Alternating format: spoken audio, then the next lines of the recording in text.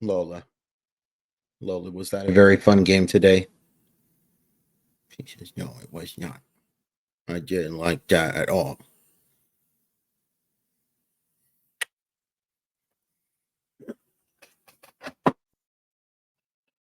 Needed her to calm me down a little bit.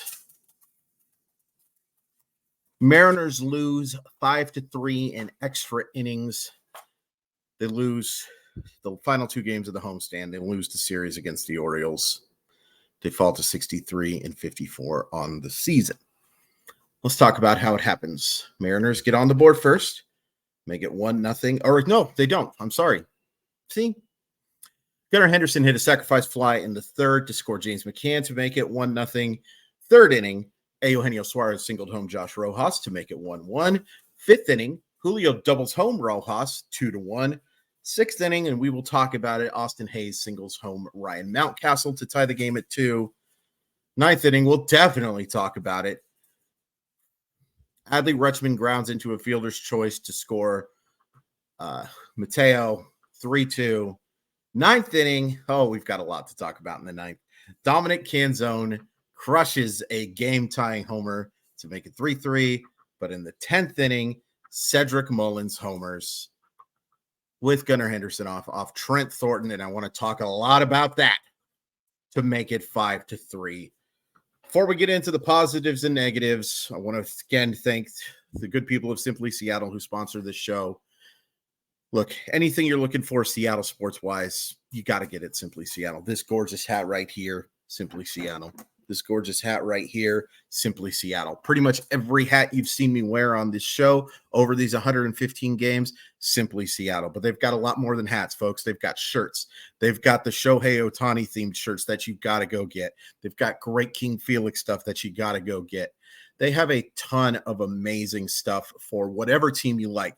The Seahawks, the Sonics, Mariners, of course, Sounders, Storm, Ballard FC, Tacoma Rainiers, whatever you're looking for, you can find at Simply Seattle. And here's the great thing. You can use code MOLLYWOP15. That's one word, and it'll be in the description in the little episode thing. MOLLYWOP15 to save 15% off your order. Pretty awesome stuff. Simply Seattle. It's great. You know what's not great? People who try to sell me on moral victories for games like this. Because I'm not feeling it. This one frustrated me. There are a lot of things that frustrated me. But before we get into all those things that frustrate me, I almost feel like I'm going to do another ad for Simply Seattle. Let's talk about some positives. Eugenio Suarez with a couple of hits. Josh Rojas played a really nice game. Gets on twice, scores a couple runs. Been playing better as of late. Paul was awesome. Spire, again, we'll talk about the bullpen usage. Brash was really good. And Bryce Miller was fine.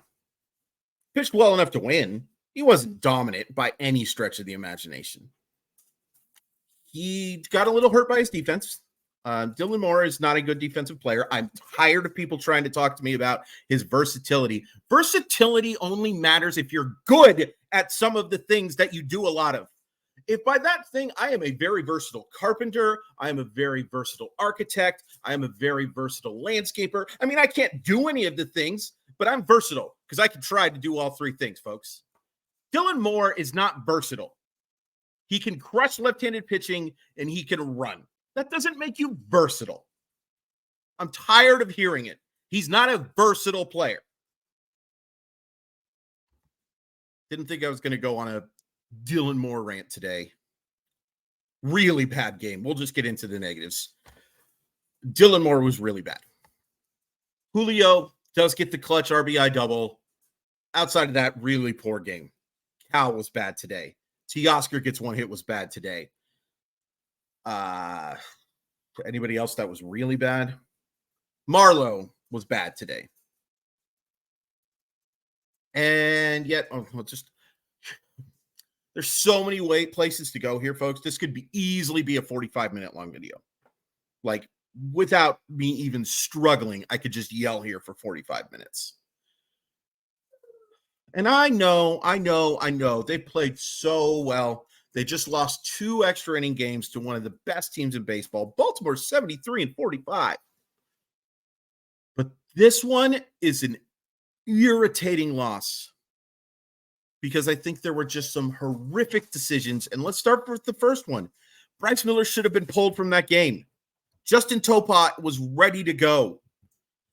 Service has to stop trying to get these final outs. I understand the logic of being like, man, if we can get through this, that's great. But that doesn't work. It's an if-then statement that doesn't work if the if isn't happening. You can't focus on the then if you don't get the if. He's made some terrible decisions this year. And folks, I am a Scott Service apologist. I love him. Everybody I've talked to talks about how awesome he is in the dugout. But he's not made good decisions this year with the pitching. And I thought another mistake he made was only having Spire pitch that 1 inning or third of an inning. What a waste. Matt Brash was fine. He does issue the walk. He gets a couple of strikeouts. You see how absolutely filthy that stuff is. But save Brash for that 9th and 10th inning. And instead you have Trent Thornton. And I'm sorry, folks. Trent Thornton is not good. Trent Thornton should not be pitching in high leverage situations. And abundantly clear here, folks, you don't want to save pitchers for situations that may not happen. I'm fine with that. But Gabe Spire's been really good this year. Let Gabe Spire get a chance at those next 2 outs. And then you could bring in Brash. And the decision to use Trent Thornton over Taylor Saucedo, it's possible that Taylor Saucedo wasn't available today, but multiple people told me they saw him warming up. I missed that. If he was, there's no reason for people to lie to me. If you're lying to me, what a weird thing to lie to me about. Trent Thornton over Taylor Saucedo, folks, this is not hindsight. This is not anything along those lines. That's stupid. That is stupid managing. And I don't know if it was Scott Service or Manny Acta who made that call. Very good chance it was Service. Chance it was Acta. It's supposed to be Acta. When you get ejected from the game, and I promise you I'll get into why I got ejected from the game, you're not supposed to make any more calls. You're supposed to be donezo. You can get in big trouble for making decisions. But it's a hallway. It's very beyond possible that that decision was made by Scott Service. Let me move that light out of the way. I just noticed it. It's a bad one, though. Taylor Saucedo is infinitely more reliable than Trent Thornton. I hated that decision. I did not hate the decision to go to Munoz for the 9th. A couple buddies were asking, is that really a good idea to use him back-to-back, especially after he struggled last night? I don't have an issue with that. Munoz is going to have to work back-to-back a lot, guys, because this bullpen doesn't have Paul Sewald anymore. And Andre Munoz and Matt Brash are your guys now. They are their guys, the capital G's. And unfortunately, Munoz has not pitched like a capital G these last few times. You know, he didn't give up any hard contact this time, but he does issue the walk. And let's just get into it again. I am so tired of talking about. I'm sorry, Pioneer Elementary. I'm sorry. I'm so tired of talking about how shitty these umpires are. They're unfathomably bad. The strike zone tonight was a joke. There was zero consistency. It wasn't an even, well, he's calling the wide strike, which I always hated. Like, if it's either a strike or a ball, right? Just because you do something consistently. Like, does that mean because I eat terribly that's okay because it's consistent? Come on. Strikes are strikes and balls and balls. Or strikes are strikes and balls are balls. Except tonight, he didn't have a flippin' clue what he was going to call. And the Falkland Islands. That's not a balk. He came set. It doesn't matter. The situational thing is frustrating. That's not a balk if it's the bottom of the ninth. It's not a balk if it's the top of the first. It's a bad call from a bad umpire, from a bad umpiring group. Folks, it's pathetic. These guys are awful at their jobs, and there's no accountability. They're terrible. They are absolutely terrible. Now, look, Munoz puts him in this position because, you know, he gives up a couple of runners. That's not good. But it doesn't change the fact that that's not a ball, and it cost the Mariners. Run does not score. I did think that Mateo was safe, by the way, at home plate. I did think he was safe. I thought somebody brought up an interesting point. This is maybe nitpicking. Those long arm sleeves, maybe you consider removing those, especially now that stolen bases are so easy. Maybe they I want to protect the players, so I don't know, but it does certainly help. You're adding so much to your arm.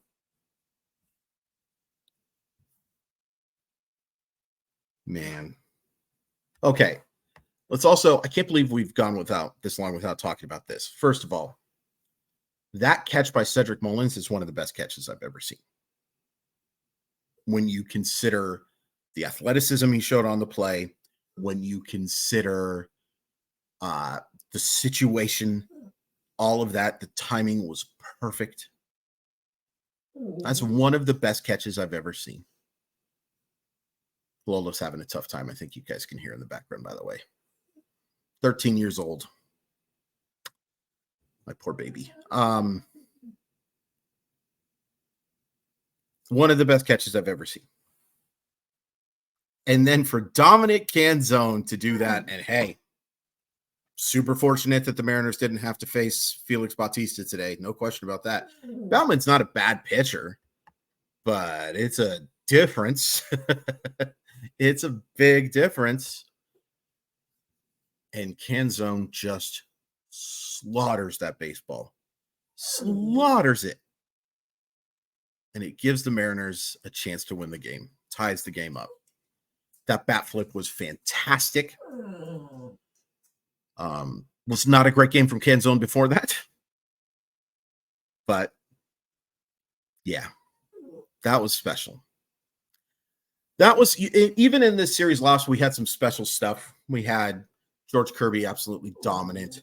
We had Felix and all of that amazing pomp and circumstance. And I don't mean that in a negative thing. All of it was amazing. Outside of having to listen to John Stanton talk for as long as I did. But outside of that, it was amazing. But I'm not into moral victories right now. Nope, there's 45 games left in this season. You had a chance to win a series. You had a chance to sweep this Baltimore series. You had a chance to enter Kansas City with an 11-game winning streak, or at the very least, you had a chance to go into Kansas City as hot as the hottest team in baseball, even if you just split the last two and you get the series win. But you don't. Now you're going to Kansas City, who's just hot garbage. And I'm very much looking forward to playing a team that's hot garbage again. You got 4 games against those guys that anything but a series win is going to be a massive disappointment. I don't want to hear about moral victories. I don't want to hear about the Mariners can play with anybody. The Mariners are just as good. They just didn't get some luck. I don't want to hear it. I definitely don't want to hear whatever that stupid voice I just did was. There's no moral victories. This is a professional sport in the first place, so there are no moral victories. You need to win baseball games. You put yourself in a position in the first half by being a mediocre baseball team that you can't take glimpses of flashes of brilliance isn't good enough.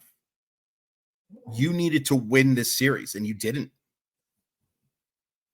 Maybe you didn't need to win this series. Sure would have helped.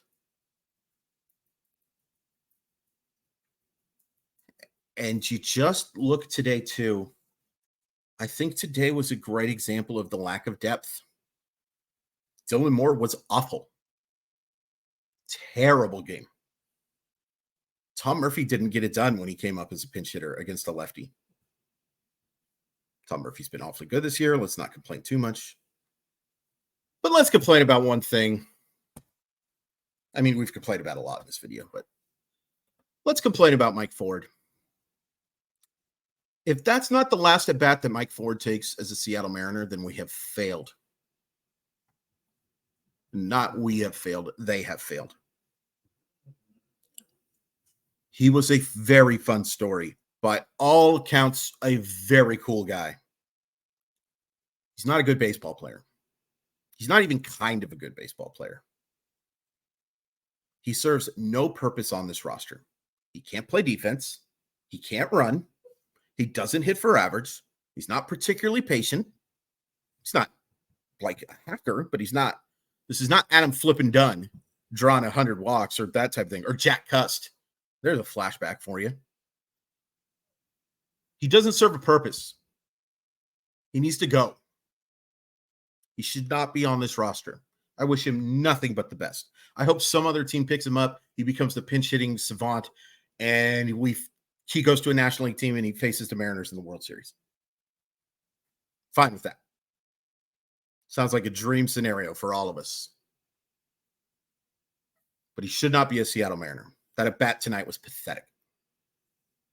At least it wasn't a strikeout.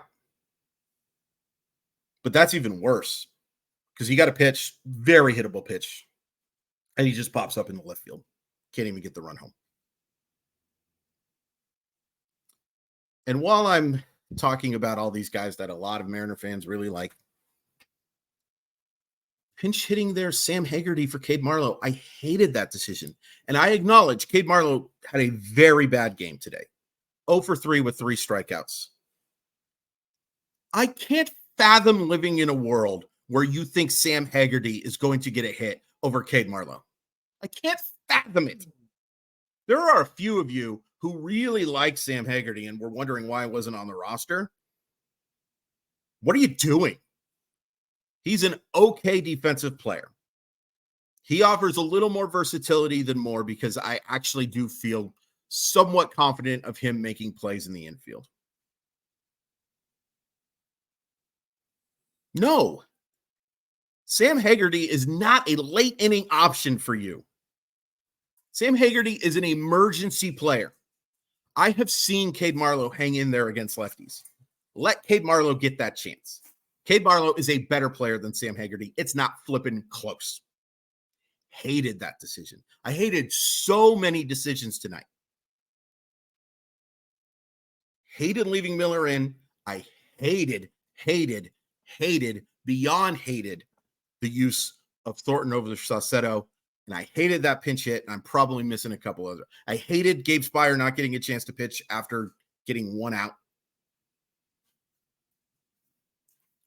It was just a very poorly managed game. And the players didn't play great either. Pitched okay.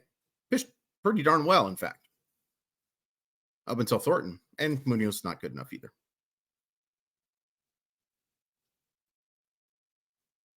But a lot of this goes on Scott and Manny or whoever's making those decisions. Ugh. Here's one positive to take. Folks, it's August 13th, and we're getting upset. And these games matter. I did not know if these games were going to matter a month ago. Or even a couple of weeks ago. But because they've been so good, they do. But that just makes the losses all the more frustrating. And the losses where the process was bad. The results are going to be bad. That happens. But when the process is bad, that's where you get angry. That's where you go, ooh. And tonight, especially, the process was awful. Players got to play better too. That's fair. But all of those decisions are hard to justify.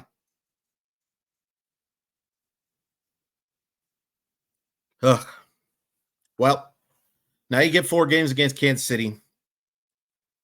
And like I said, I think anything but 3 of 4 is a disappointment. A split here is not good. A series loss here is real bad. And I think one of the reasons we need to be schedule watching a little bit, especially right now with the Seattle Mariners, is because the Mariners have some favorable games coming up, no question about it. Folks, the Toronto Blue Jays have a stretch where they are going to be playing, and I don't have this in front of me, just so let me fan this one out. I believe it's Washington, Colorado, Oakland, and Kansas City all in a row. And Cleveland to start that thing, and Cleveland isn't trying anymore or isn't trying very hard. That's brutal for the Seattle Mariners. That's great for the Toronto Blue Jays. But to get to play that schedule in late August and early September, schedule makers, you've got to do a better job. There has to be some sort of, look, you've got to, with these schedule stuff, you want teams to play East Coast trips. You want teams to play, it has to make sense, right? But look at those teams I just named you. Washington and Kansas City, that's not really close. Colorado, Toronto, and even if the games are all at home, that doesn't really add up to anything. They have to do a better job. They have to pay attention to the fact that there are some teams that are just flat out not trying. And you have to take that into account. And I realize the schedule comes out a year or whatever. I don't know. Maybe this honestly could just be me upset. But goodness gracious, we'll talk about favorable. The Mariners get their favorable stuff too. But that's beyond favorable. That's probably the 4 least talented teams in baseball. So you got to play well. Got to play well anyway. But Toronto has a chance to kick into high gear at the end of August, to say the least. I hated this. I was pumped when Canzone hit the homer. Don't get me wrong. But a lot of this game just made me very cranky. I'm going to go play with my dogs. Follow me on the thingy at Crawford_MILB. Sports Sometimes podcast. Doing an episode with Levi Weaver on Thursday. Really looking forward to that. And the RotoWire Fantasy Baseball podcast, which I host every week. And I also do on Thursdays for the next few weeks. So I'm going to have my buddy Alex Coffey on to talk some Philadelphia Phillies. Might make her talk about this game too, because somebody else has to talk about it with me. Oh. And please hit like and please hit subscribe. I really appreciate it. The support that you guys have shown has just been unbelievable, and I am beyond appreciative for it. Thank you. Go Mariners. Let's never talk about this one again.